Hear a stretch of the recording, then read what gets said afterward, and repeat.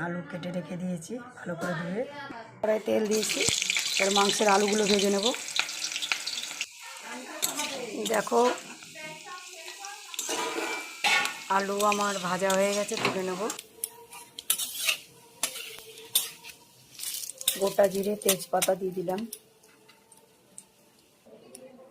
দেখো এখানে লবঙ্গ, এলাচ, দারচিনি আর জয়িত্রী আছে, এটা দিয়ে দেবো তেলে।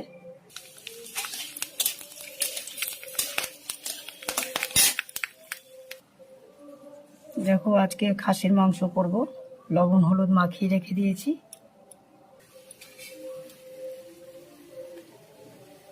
এই পেঁয়াজটা দিয়ে দেবো এবার।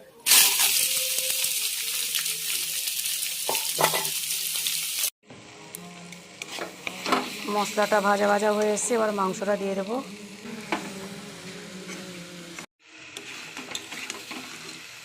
আলুগুলো কষবো। শাহি গরম মশলা একটু দিয়ে দেবো। দেখো শাহি গরম মশলা দিয়ে দিলাম। এবার কষবো, কষে তারপরে জল দিয়ে দেবো। 2টো সিটি পড়বে, তারপরে নামিয়ে দেবো। আমি এখানে আমার রেসিপিটা শেষ করলাম। Bye bye.